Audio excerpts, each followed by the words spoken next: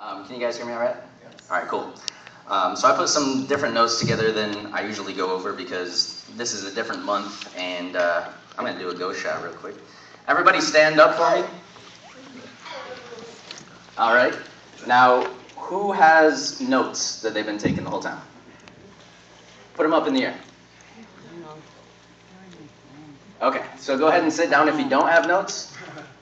Go ahead and sit down. Cool. All right, now if you still have notes and you're taking them diligently, then stand on one foot. If right now you're not standing on one foot, go ahead and sit down. Okay, now who drove the furthest? Let's see, who's from San Jose? That's kind of close. Who's from the East Bay, up in the East Bay area? North Bay. North Bay? Okay, good. And let's see, what else can we do here? Who's still standing on one foot? Okay, let's see who can get the loudest. I'm going to give away some stuff to you guys right here. So, on the count of three, everybody that's standing, go ahead and scream, and I'm going to listen for the loudest person. All right, ready? 1, 2, 3. Yeah! All right. I'm loud. Okay. He was so I'm going to do a ghost shot with you. And you? Oh, absolutely. You think I need this? There you go. And stand up there. Some over here. All right, a cookie. Got some neuro shots for the people that were. Neuro shot. There you go. Go and I'm gonna do a ghost shot with you guys. There you go. Go ahead. Do it. She doesn't trust. All right. How do we turn this off? Save it for Monday morning. I don't want to get up. Okay, so my name is Don Crawford. I live in Walnut Creek, California. Everybody know where that is? Not too far? Not too far. I didn't drive too far to get here. But I did come from Michigan. Who knows where Michigan is? Yeah. Who knows where Flint, Michigan is? Yeah. Yeah? Who's from Michigan? Look at that. That's pretty sweet. So Flint, Michigan is right here. And if you're from Michigan, you know what I'm doing right now. You might not if you don't. Yeah, Detroit's right below it, so Flint's right here. But I like to share with you guys a little bit about my story. I didn't used to share it at all with anybody, and I'm sharing it with you guys because I'm doing some mindset training. But I grew up in a very different situation than a lot of people, especially in the Bay Area. The Bay Area has a lot of money. And Flint, Michigan does not. Yeah. It's one of the most poverty-stricken cities in the entire U.S. I think the unemployment rate's about 30% right now. When I was back there, I was visiting my grandma. There was a drive-by right down the road from it. And I think 5 people were murdered over the weekend that I was there. So it's a crazy, crazy place. And every once in a while, when I go back there, because I have a team there, I drive around the city and I kind of get a feel for what it used to be like, you know, my life. And I do that because I like to be happy for what I have now. And so I've made a huge transition in my life, and I like to go around and do that. I like to work with people that are underprivileged like I was when I was younger, because it gives me that sense of growth and also that just happy to be where I'm at. And I think if you continually reflect on what you're happy for, then your life improves, and it keeps improving and improving. If you focus on where you came from, and if it was a negative place, then you keep digging a hole deeper and deeper and deeper into what you came from. And so you just either slide right back into it or you never get out. So I like to check that out every once in a while. Even though all the homes are boarded up and it's kind of depressing for a little bit, it makes me happy for where I am now. So I grew up in Flint in a trailer park, and me and my 2 sisters had a single mom. And when I was 10, she had a stroke, which pretty much put her out of commission for about 2 years. And in those 2 years were probably the most pinnacle positions of my life, and the decisions that I made at that point, even being that young, made a huge difference in where I was going in my life, the path that I was going. And that path I always hid from everybody because everybody thought, because of the way I liked to dress, or I kept a clean cut or whatever, that I came from money or came from a different background. And so I always suppressed that, and I always hid it because I wanted people to think, I wanted them to think about where I'm going, not where I came from. But I've learned over the years, and actually just from joining this, that my story can have an impact on a lot of people, because a lot of people have a mindset of, here's where I came from, I'm not going to get very much out of that, so what am I going to do? I might as well just keep doing what I'm doing. But I learned by sharing my story that I can help people in getting through that period in their life. So that mindset shift that I had to make, everybody can make at any point in your life. I made it at a very young age, which lucky for me that I was able to make that. I had an amazing mother. She made it through her stroke. 2 years, she could barely even talk. Now she's jogging. She moved over to Denver. She's the most amazing person I've ever known. She's super positive all the time. She doesn't think about the stroke and what it did to her. She thinks about where I'm going now. After her stroke, she got her nursing degree, or I don't know if it's a degree. She got whatever it is that you get in nursing to be a nurse. She got that after her stroke, even though she had some impairments with just the way she learned and all those different kinds of things. So I learned my mindset from her. She taught me what to do to get out of Flint. That's kind of how I look at it. And then I had a lot of negativity in my life too. So a lot of people in my family are very, very negative. So obviously I don't look to them for advice. I look to the positive people. I'm sure you all have negative people in your life. Who has nothing but positive people in their life? I actually have nothing but positive people in my life now because I don't let negative people in anymore. But I'm going to share with you guys kind of some mindset stuff that you have to go through. And it's not, what I'm going to share with you isn't just what you need to do for your ViSolace business to have a successful business and make a lot of money. This is mindset that you can take. You either take it or you don't. But if you do take it, it makes that transition. It changes your path. Like I said, I barely have any single person in my life that's negative anymore because I've weeded them out. I don't know if that's a word. But no one even enters my life that's negative anymore. I'm running so fast that when I see a negative person, it's like, oh, boom, they just bounce off and they keep going. So that's kind of what I'm going to share with you guys. But a glimpse of my last 2 weeks. This was an insane last 2 weeks. We were closing out the month, and to close the month, a lot of you are new, but closing the month is just ramming every single thing that you can, as far as the business side is concerned, to make stories happen. So the stories are usually like who's getting their BMWs, who's hitting national director, who's hitting ambassador. So at the end of the month, everybody's really close. They've been pushing all month, and right at the end of it, we're like, are we going to make it happen or are we not? Who wants to make it happen? So in the last 4 days, I reserve all of my time. I give 100% of my time to my team so that I can help them achieve whatever it is they need. And it's actually more like 180% of my time because I take what I usually sleep and I reduce it down to like 2 to 4 hours. And Dave's laughing because he does the same thing.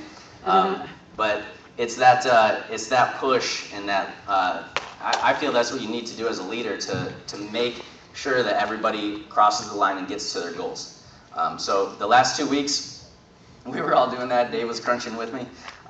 We were pushing, sleeping 2 to 4 hours every single night.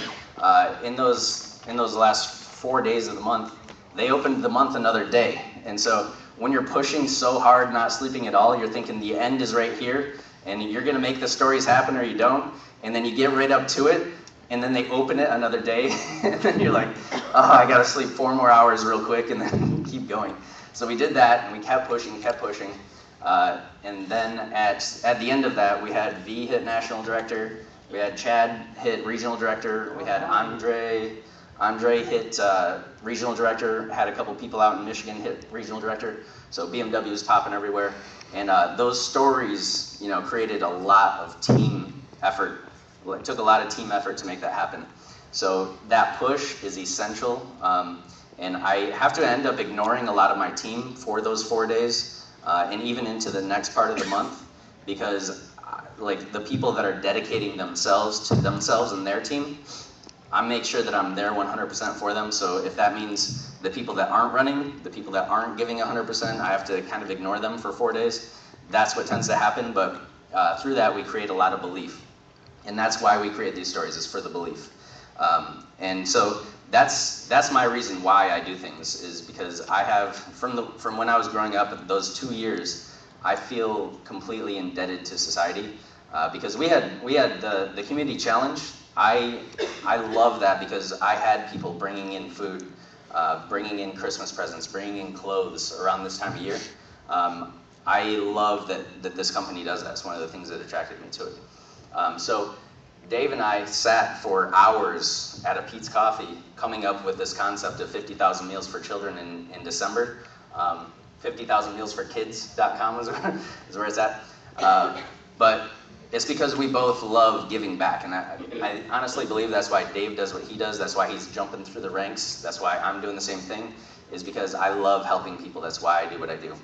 So that reason why that Dave was talking about earlier is the most essential part of your business. It's the most essential part. If you don't know why you're doing this, then you don't know why you're making a call. You don't know why you're talking to this person. You don't know why you're staying up late at night trying to, help people across the line. You don't know why you're doing anything that you do. So you need to make that reason why, and they say your why needs to make you cry. That's because if you have something powerful, then when you're calling that super influencer, that person that's super influential, and you're like, I'm so scared to call this person, I don't know what they're gonna think of me, I don't know what they're gonna do when I ask them about this, then, which by the way they won't, most influential people are successful people, and they appreciate you taking a step in a different direction to make yourself successful. But if you're scared of that, and you don't have a strong reason why, then you're gonna miss out on that huge opportunity that, you, like the guy with all the Ferraris. if that girl didn't contact that one single guy, she wouldn't have had those 4 or 5 BMWs that he got his first month in her organization. Imagine that if you didn't contact that guy. But what I believe is in the Bay Area, we have more influential people than anywhere else in the entire US. We have more influential people than anywhere else in the entire US. We know them, they're all around us. They're sitting all around us. Imagine if you don't go out and mingle with those people. And when I started this, I didn't know one single person here. I was that engineer that Dave was telling you about. I was that engineer. When I moved here from Michigan, I was a biomechanical engineer sitting in a cube all day, just patents, and I was surrounded by people that were all older than me. They were 20, 30 years older than me. They all had families. I was 24, I think, 24 years old at the time. And, I went to work for probably 60 hours a week, and then I'd come home tired as heck. And, I didn't know anybody. I didn't meet anybody, and I got introduced to this shortly after that. And so I didn't know anybody out here.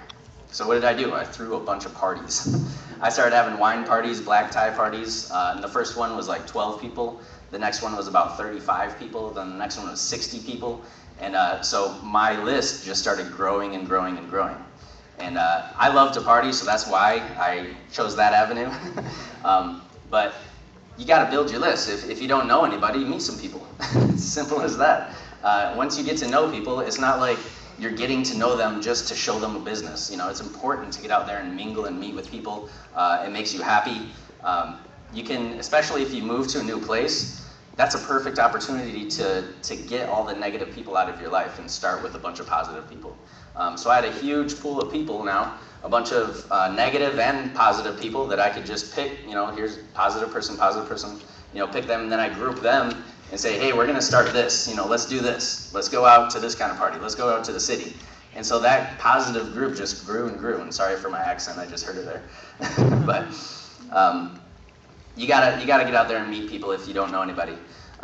And that reason why will drive you to do whatever it is that you need to do. So figure out your reason why and figure it out and make it strong. So a little bit more about mindset, and there's a huge difference between a broke mindset and a rich mindset. And rich, I don't mean money, I just mean rich, positivity, good things, prosperity.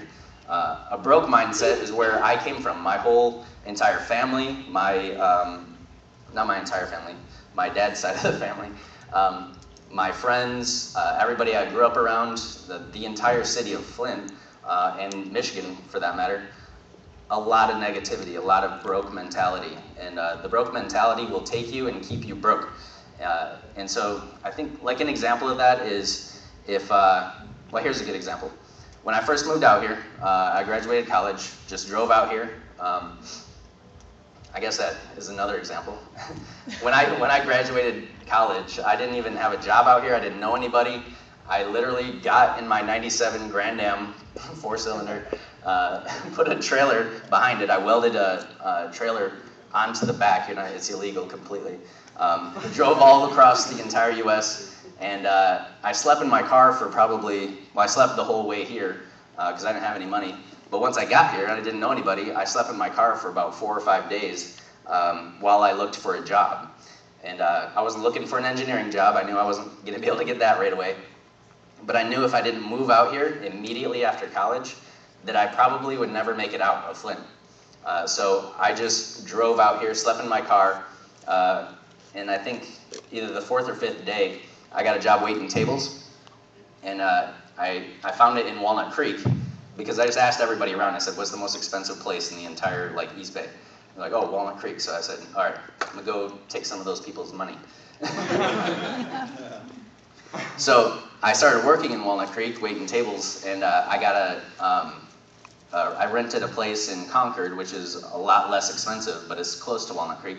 So I could have cheap rent, but make a lot of money. And so as I built that and started networking and meeting people, I found a job in engineering, and then I moved to Walnut Creek because I wanted to be surrounded by the people with the good mentalities, the rich mentalities.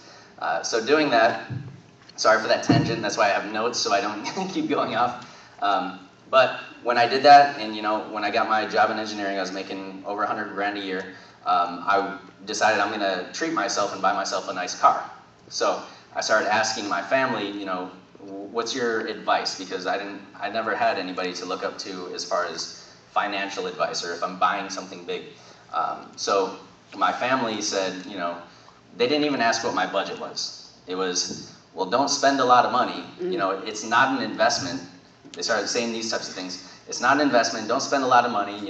What happens if this happens? What if you lose your job? What if this? What if that? And putting all these things into my mind where I was like, yeah, I better not buy a nice car, And then I took a step back and I started thinking about it, and I was like, I just worked my butt off through college. I need to reward myself. And so thinking about that, I was like, I don't want to buy a crappy car. And I was also thinking, if I buy a crappy car and it starts breaking down, then it's just going to upset me and put more money into it, and then I'm driving to work, which I don't even like, in a car I don't like. And so my entire life is like this cycle of stuff I don't like.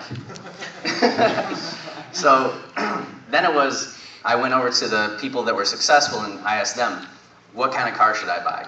Here's my budget. Well, first they asked, what's your budget? And I said, I got this. And they said, okay, so what would make you feel happy every single day to get into and drive to work? And I said, okay, well, I'm thinking about this car and this car. And they're like, they said, what makes you feel sexy? What makes you feel happy or just this is fun to drive? And so I started identifying these cars and I came up to one, and it was eventually the car that I bought, which was a 350Z. I loved that car. But that car, I loved driving every single day that I couldn't, it was like when I woke up and I was going to the job that I didn't like, I couldn't wait to get into my car. That was my happy place. And so I just hit the gas all the way to work, even though I didn't want to get there fast, but I love driving fast. But, I had a good sound system and I love music, and, all that stuff made me happy every single day, even though I was doing a job that I didn't necessarily like. So that movement was a step into that positive direction. It was that mindset, not what if you lose your job, or what if this, what if that, what if, I don't even care. That was a step into the prosperity circle, I guess. So that was a huge thing. That was a huge mindset. I learned the difference between a broke mentality and a prosperous mentality was, setting your goals and not necessarily letting the the negative things drive your decisions to do what you do. Set your goals and say, I'm going to hit them. You don't set your goal and say, what if this happens? I'll fall short of this, and so I'll have a safety net. It's not that. It's, I'm going to achieve this goal no matter what. So I'm going to do the things that I want to do, knowing that I'm going to achieve that goal no matter what. And then when you achieve that goal, it's your next goal, and then you're growing and growing and growing instead of falling. So that's what I learned the differences between broke mentality and prosperous mentality. Is there any, can I grab some water over here? Okay. Gotcha. Sorry. There's also this book called The Secret. Has anybody ever read The Secret? Yeah. Awesome. I haven't read it, but I hear a lot about it.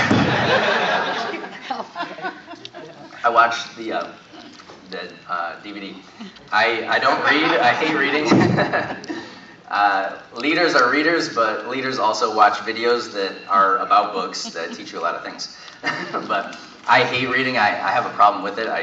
It's not that I can't read, it's I can't focus on a book long enough to read the whole thing. But it talks about the law of attraction, and it's that exact same thing that I was talking about with the car. If you say the things that you want, you make it happen. If you say the things that you don't want, you make it happen. If you want to get out of debt, if you're focused on, I want to get out of debt, I want to get out of debt, I'm sick of being in debt, you're sick of this, you're sick of that, you're still focusing on the debt. It's not that you're focusing on getting out of the debt. You're saying I want to get out of the debt, but you're talking about the debt. You're focusing on that. If you want to talk about getting out of debt, think I want to make, if you're making 20 grand this year, I want to make 50 grand this year, or I want to make 60 grand this year. Focus on abundance, not of, don't focus on your debt, focus on what you want to get, and it will come to you. And I'm not going to share a lot about my family with you. I already shared more than I wanted to, but I was having a long conversation with my father the other day, and it was all focused around that type of thing. But your belief is what will take you wherever you're going. So the power of belief is the strongest thing that will ever move you. If you don't have belief in what it is that you're doing, you won't achieve it. If you want to achieve a goal, you do whatever it takes to get all the belief that you need to make that goal happen. And that's why you guys are here, right? Yep. Is that why you guys are here? Yeah. This will build your belief. And I applaud you guys. Give yourselves a round of applause for being here. This is actually more people than I thought would be here.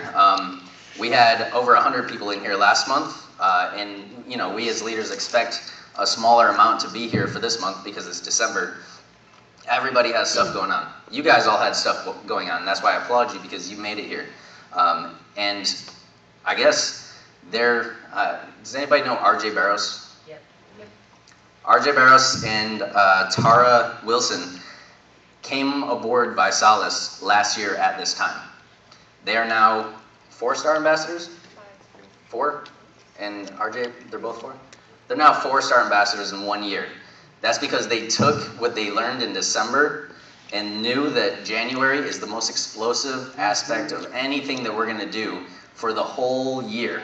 And so they build into that. So they jumped on board. They didn't just say, oh, I'm going to try this out. They said, I'm going to blow this up in December, and then that will create a huge team of people to roll into January to take advantage of that huge January explosion. So you guys, your commitment level, you being here, there's going to be a couple of R.J. Barros and Tara Wilsons in this room, because you're going to take this, you're going to get your belief, and you're going to let that drive all the way through January, and January, February, March, straight to that billion-dollar company that we're going to be. You're going to take all that momentum and roll it into that. Who is going to be that person? Yeah, I believe you. If you're here, that's the first step in the right direction. They took it, and you can explode January with just you. You can explode just you, and you'll make that explosion, and it'll be like 5 more people with you. If you take a whole team of people, even if you don't have a team yet, if you share this with 100 people, then when January hits, all those 100 people are going to be like, what was that thing you were telling me about? I wasn't ready for it then because I was too busy getting fat over the holidays. But I'm ready now. I'm excited for it. And I shouldn't talk about fat. Dave always says, I was fat before, so I can talk about fat people. And I always say, I grew up in a trailer park, so I can make fun of people in trailer parks. But I don't make fun of anybody. I have a huge respect for everybody, big, small, trailer park, big home. Because wherever you're at, if you're making a positive decision to make a change in your life, you can make that. So power of belief. You build your belief off of reference points. So if you have all the reference points telling you that this is something that you can't do, or you build your own reference points and you say, I can't do this, that's impossible. I don't know anybody. I don't have enough money to do this. I don't have this, don't have that. Or if people that you surround yourself with are telling you, that doesn't work, you can't do one of those things. Nobody wants that. Whatever your reference points are, that's what you're gonna pull from, and that's what you're gonna believe. So, you guys being here, if this is your first one, then that's awesome. You heard some awesome stories up here. If you were here last month and we had 100 people in this room, there were a bunch more stories. But next month we'll have well over 100 people, and you'll have a lot more belief. But take this belief of what you got today, and that will drive you, that will build your conviction for what we do. So being here, seeing these stories, that's how you build your belief. And the national events, that's how we build bigger and bigger belief. That's when I had my first national event. Damien was there, Maggie, Joe was there. Chris, were you there? Chris wasn't there, but Dave was there. It was us, and there were 450 people in the room, 450 people. And this was a national event, so everybody in the nation. 450 people, I was like, wow, this is a lot bigger than I thought. And that's what built my first belief. I was like, whoa, 450 people. How many people think 450 people is a lot of people? Yeah. Yeah. Well, in this business, I guess it's not. I didn't know that, but we were very small at that point. I didn't even know that because I've never done anything like this. But 450 people blew my mind. And so 4 months later, fast forward, went to the next national event, and there were about 1,200 people there. I was like, whoa, how did it grow that big that fast? Fast forward another 4 months, there were 4,500 people. Another 4 months, there were about 6,500 people. Fast forward another 4 months, there were 11,000 people at the event that we just went to in Atlanta. Like, can you imagine picturing that happening right in front of you? If you can't imagine, like, dig deep and visualize that so that you know where we're going right now. Because if you just started, then you didn't get to see what I've witnessed, like this huge amount of growth that we're having. If you didn't see that, just picture it in your head and get that strong, like, visual of that. And just imagine, like, how much we're still growing and how much you get to take advantage of being a part of this. So that's a huge belief system that I've built just going to those events. And I saw Jason O'Toole. I can't remember which event that it was, but he came in, and Jason O'Toole is our first global ambassador. It's when you get a black card and you have ridiculous amounts of money. And the guy parties like crazy too. So he's a blast to party with. But he showed up, and he was just like, he was 50 grand in debt. He just started by Solace, and he's out there. When I saw him, he was just belligerent, and you know, we were partying together, so I might have been a little bit, but we had a great time. The next event, and then the next event happened, and he was ambassador. The next event, he was like 2-star ambassador. Next event, 5-star, and then it was just like this guy just blew up out of nowhere because he built that. He didn't let anything tell him this didn't work. Nothing. You could not convince this guy that this was not something that worked. So he had this huge belief system. I took that same kind of belief system and conviction, and in Michigan, when I launched Michigan, it was through basically one person. There were 3 people that I launched it with, and I didn't go to them and say, hey, you know, I really want you to do this. I think you would be really good at this. You know, please do this with me. They contacted me and said, I really like what you're doing. Can you give me some more information? I said, yeah, check this out. You know, let me know what you think about that. I'll give you a call tonight. You know, and then I called them back. Hey, what was your favorite part? You know, basically put them through the system. And then they're like, you know, how do I go into this? How do I go about this? I'm like, well, you're in Michigan. I'm out here. If you're really serious about this, then I'll spend some time with you. You know, but if you're not serious about this, I only have time to work with serious people. You know, if you're very serious, then I'll work with you. If you put it that way, you know, that person is either going to be serious or not. And you want to know who your serious people are. You don't want to spend all the time in the world with people that aren't taking you seriously, because it's just a waste of your time. So they let me know they were extremely serious. I said, well, let me know when you have 2 more people, and you know, we'll do something. So they got 2 more people, I flew out there, and basically I told him, if you're very, very serious about this, I'll fly out there and I will blow Michigan up with you. I will blow it up. You know, huge conviction in my voice. So he said, yes, I'm ready to go. I said, all right. So I went out there. Within 11 days, we had his first, I told him, set up a challenge party on day 1 and day 3. And then your 2 people, set them challenge parties on the same days, different times. I went and had a challenge party, had like 3 challenge parties the first day I was there. Then the next day, a couple more challenge parties. Took the people that were interested in promoting, told them to set challenge parties for the next 4 days. Took them, all had challenge parties with them. I was doing 4 challenge parties a day for, you know, the first 5 days. Then took another group of those people that came to their challenge parties, set challenge parties for them in 4 days. Within the first 11 days, we had about 40 promoters out there. By the end of that month, we had over 60 promoters out there. Great. Through one person. One person.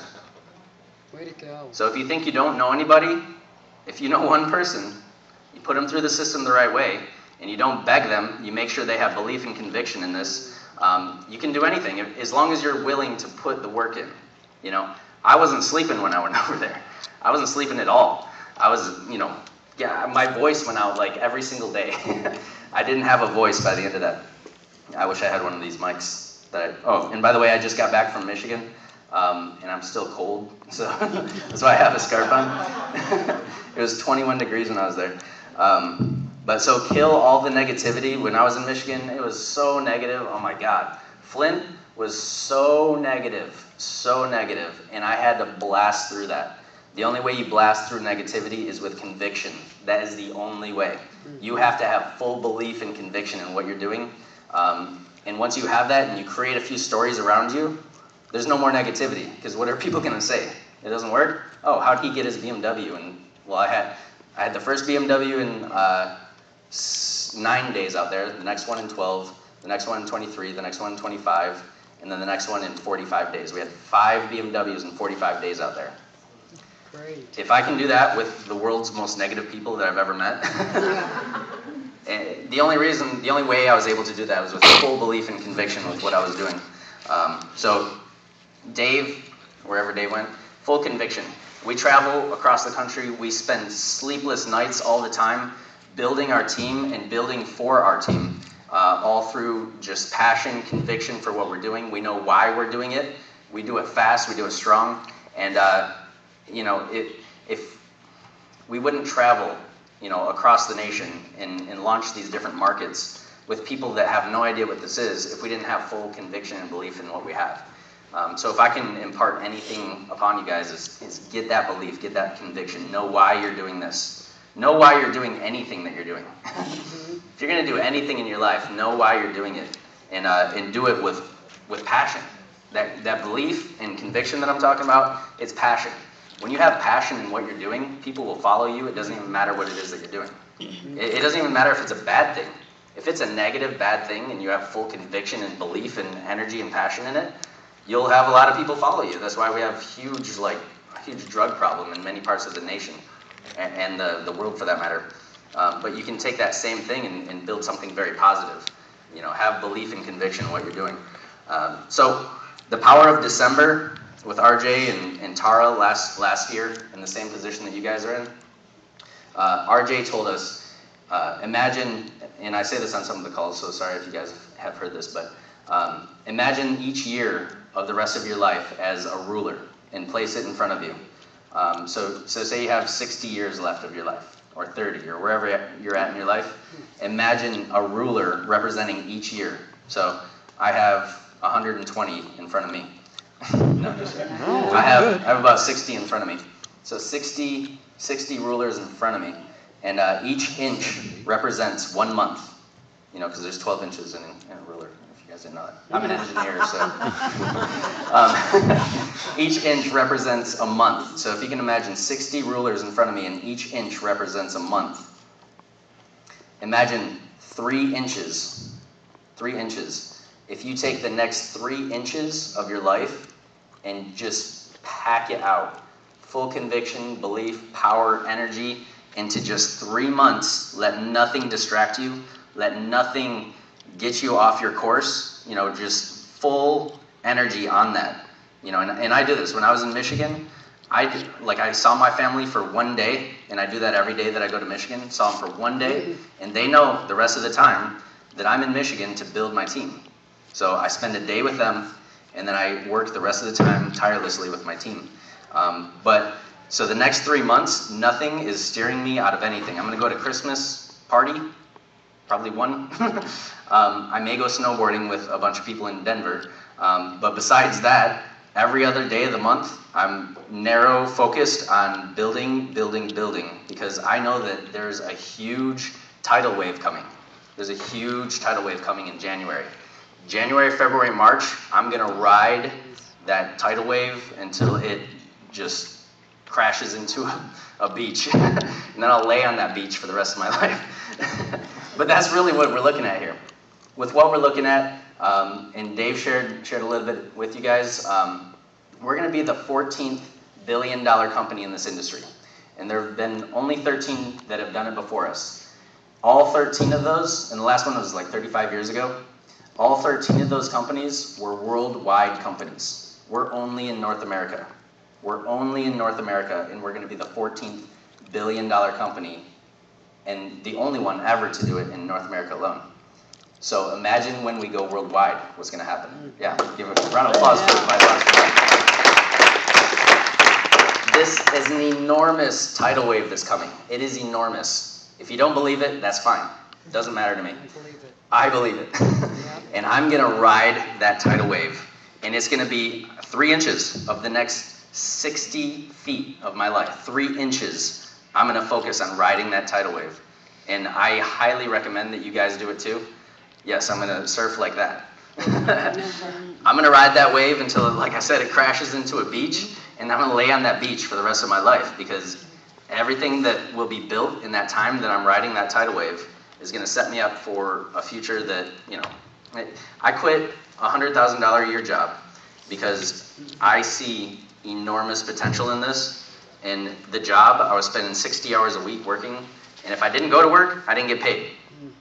This, you know, while we're riding this tidal wave, you know, I went to Paris for 2 weeks, came back, and my team was bigger. You know, that's the type of thing that happens when you build a business like this. You go away, you can go away. Once you build a team, once you've built a team and built it the right way, you're a good leader. When you leave, you can come back to a bigger team. That's real. So ride this tidal wave. It's going to be crazy. 3 inches. 3 inches. Put 3 fingers up like this.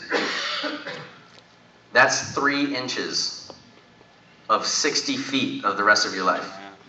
Focus on those 3 inches and let nothing distract you. So everything that you guys are hearing, this was Dave, awesome presentation. Joe, great job. And Esther, wherever she is, great job, friend. You know, we're here, and Dave and I just flew in last night. He was in Florida, I was in Michigan. We flew in here late last night. I woke up, came here to help give this presentation because we're completely committed to the growth of this market. Dave is tomorrow going to fly back out to Texas. On the 15th, I'm flying out to Denver. You know, I have full belief that this market is going to be the biggest market in the entire U.S. We have the most influential people here of anywhere.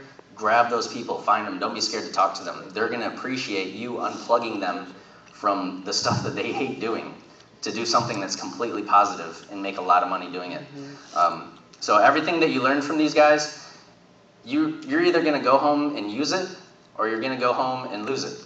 Those are the only 2 options. You're going to go home and take all the principles that you learned and utilize it and understand that wave scenario that I'm talking about, or you're going to go home and say, you know, it's December.